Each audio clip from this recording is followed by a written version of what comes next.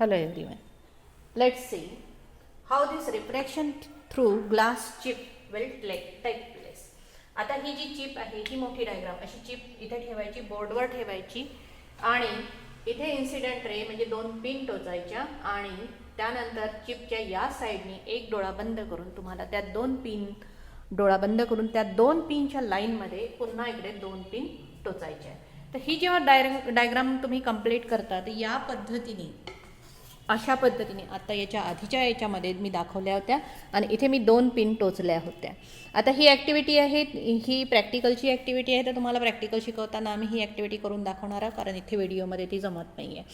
त्याच्यामुळे इथे मी glass chip ठेवली होती आणि या साईडने या पद्धतीने अशी ग्लास चिप इथे ठेवली होती, दिसत नाही. हे ठेवल्यानंतर या इकडच्या साईडने मी त्या पिन्स चेक केल्या होत्या आणि चेक केल्यानंतर मी बरोबर डोळा बंद करून इथे ह्या दोन पिन टोचल्या होत्या. आता जेव्हा मी चिप उचलल्यानंतर जेव्हा ह्या रेज मी जोडेन तर ती डायग्राम कशी दिसते ते हे बघू आपण. आता त्याच्यासाठी पहिल्यांदा आपल्याला कोणतं करावं लागेल. पहिल्यांदा इथे एक नॉर्मल काढावं लागेल आणि हा जो रे आहे इथे टच होईल तर तिथे एक नॉर्मल काढावं लागेल.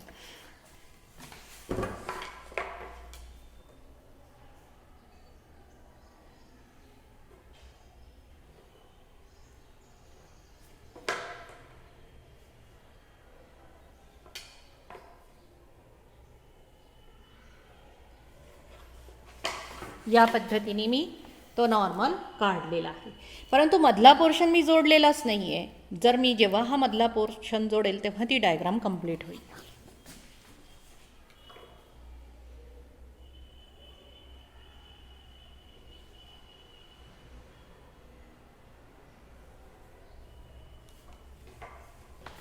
आता बघा ही जी झाली ही डायग्राम पूर्ण झाली. या पद्धतीने ही डायग्राम मिळते. प्रॅक्टिकल जेव्हा आम्ही घेऊ तेव्हा हे करून मिळणारच आहे. याचा एक कागद प्रॅक्टिकलमध्ये दिलेला आहे तुम्हाला. आता ही डायग्राम याचं एक्सप्लेनेशन. चिप ठेवल्यानंतर चिपमधून रेज कसे ट्रॅव्हल होतात, कसे वाकले ते इथे आपण बघू. This is normal which is at this surface. First of all let's decide rare and denser medium. First of all now here outside the chip there is air and therefore this medium is rare. Now this is solid medium, that means its density is more than the rare medium and therefore this medium is denser medium. हे कोणता medium झाला? Denser. Now here at this position this is the imaginary line that is normal. हा कोणता आहे? Normal आहे. And this is another normal at this surface. हा एक surface आहे जिथे रे ट्रॅव्हल होऊन राहिला. एक रे मी इथे पाठवलेला आहे. Now here at this point ray is incidenting and therefore ray AB is called as incident ray. This incidenting at point N and after changing its after traveling from rare to denser. आता rare मधून denser मध्ये येताना तो काय होतो? रे वागतो. मग आता तो कसा वागतो?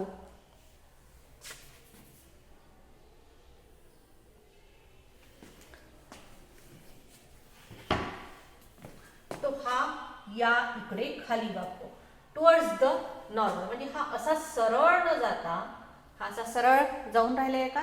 नाही, तो असा वाकेल, इकडे असा वागतो. हा जर असा वागत असेल इथे, दॅट मीन्स हा नॉर्मल कडे झुकला.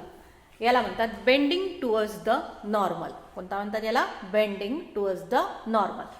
That means when ray travels from rare to denser, it bends towards the normal. आता हा रे असा चालला. This ray is refracted. त्याने स्वतःचा मार्ग बदलवला. तो सरळ गेला का असा? नाही, त्याने स्वतःचा मार्ग बदलवला म्हणून तिथे काय झालं? रिफ्रॅक्शन. या पॉइंटला काय झालं? रेचं रिफ्रॅक्शन झालं.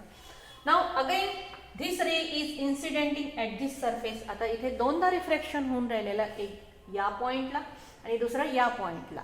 आता रे बघा कोणत्या मीडियम मधून ट्रॅव्हल झाला? डेन्सर मीडियम मधून. आणि बाहेर निघताना तो कसा येईल? आता रेअर मीडियम मध्ये येईल. मग एअर मीडियम म्हणजे rare medium, RARER, rare medium. आता हा बाहेर निघताना हा असा सरळ निघेल का? नाही, हा असा सरळ न निघता तो काय होतो? तो असा बेंड होईल. आता तो असा बेंड होतो म्हणजे किती प्रमाणात तो बेंड होतो? तो या पद्धतीने बेंड होतो.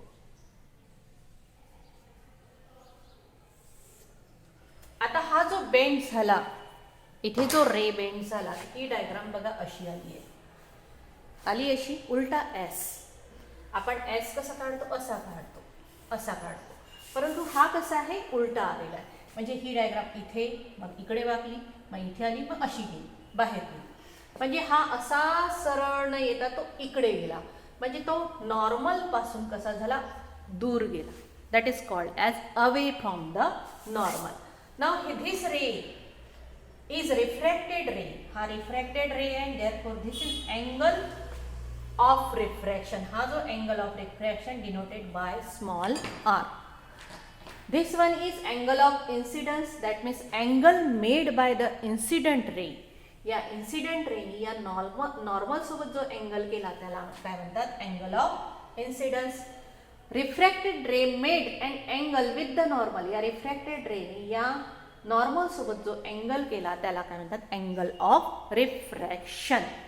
Now here at this point आता दुसऱ्यांदा रिफ्रॅक्शन होऊन राहिलेला आहे. Ray is travelling from denser to rare.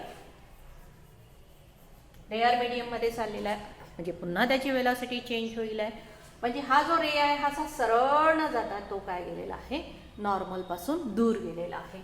This angle is for. आता हा बाहेर निघालेला आहे म्हणून त्याला म्हणतात इमर्जंट रे. काय म्हणतात, इमर्जंट रे. आणि इथे मी पॉइंट दिलेले तर 2 C and D. That means here AB is incident ray and हा point M. NM is refracted ray and CD हा आणि हा. धिस रे इज इमर्जंट रे. कोणता रे म्हणतात त्याला, इमर्जंट रे. इमर्ज होऊन राहिला, बाहेर निघून राहिलेला आहे. It is called as emergent ray. Now this ray has made an angle with normal. प्रत्येक वेळी जे अँगल तयार झालेले आहे ते कोणासोबत कन्सिडर केलेले आहे, नॉर्मल सोबत consider. This emergent ray made an angle with the normal and therefore it is called as angle of emergence which is denoted by E. आता जर तुम्ही ही डायग्राम अशी कंप्लीट केली, तुमच्या पुस्तकामध्ये हीच डायग्राम दिलेली आहे. हा जो रे आहे हा जर असा वाढवला इथे सरळ सरळ डॉटेड लाईननी,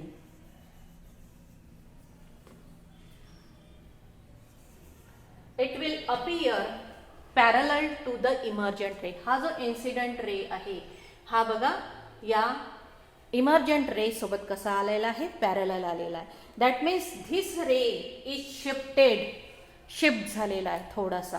हा रे असा येताना सरळ न येता तो काय झालेला आहे, इथे वाकला आणि पुन्हा इथे सुद्धा वाकला. म्हणजे याला म्हणतात, हा रे जो आहे ही डायग्राम आहे, हा जो डॉटेड लाईननी रे दाखवून राहिला हा आपल्याला इथे कसा दाखवायचा आहे, पॅरलल आला पाहिजे, अशा पद्धतीची डायग्राम व्हायला पाहिजे. आता ही पूर्ण डायग्राम आहे, याच्यावरचा क्वेश्चन कशा पद्धतीने येईल आहे. तुमच्याकडे डायग्राम दिलेली राहील, चूक दिलेल्या राहील, ॲरो काढायचे राहतील, ही 2 मार्काचा प्रश्न राहील आहे. किंवा तुमची पूर्ण डायग्राम दिलेली राहील आहे, त्याच्यामध्ये तुम्हाला सांगायचं असतं की इन्सिडेंट रे कोणता आहे, रिफ्रॅक्टेड रे कोणता आहे, अँगल ऑफ इन्सिडन्स कोणता आहे, अँगल ऑफ रिफ्रॅक्शन कोणता आहे, अँगल ऑफ इमर्जन्स कोणता आहे, इमर्जंट रे कोणता आहे, किंवा रेअर, डेन्सर, रेअर, मीडियम कोणता आहे, नॉर्मल कोणता आहे, हे शो करायचं असतं. तर हे सर्व शो करायचे 2 किंवा 3 मार्काचा प्रश्न राहू शकतो. ॲक्टिव्हिटी बेस हा क्वेश्चन राहू शकतो. Here ray is shifted. हा रे असा न येता कसा झालेला आहे, इकडच्या साईडला शिफ्ट झालेला आहे. आता पहिल्यांदा हा रे बघा इकडे शिफ्ट झालेला आहे, त्यानंतर इकडे शिफ्ट झालेला आहे. त्याच्यामुळे काय झालं, अँगल ऑफ इन्सिडन्स हा जो अँगल आहे and angle of emergence both are equal. तुम्ही जे रिफ्रॅक्शन बघाल त्याच्यामध्ये angle of incidence and angle of emergence they are equal. Again this angle of refraction and this is angle of incidence I1. आता याला पुन्हा angle of incidence का बरं म्हणतात, कारण रिफ्रॅक्शन जेव्हा बघतो आपण तेव्हा 2 मीडियम कन्सिडर करावे लागतात. तो कोणत्या मीडियम मधून येऊन राहिला,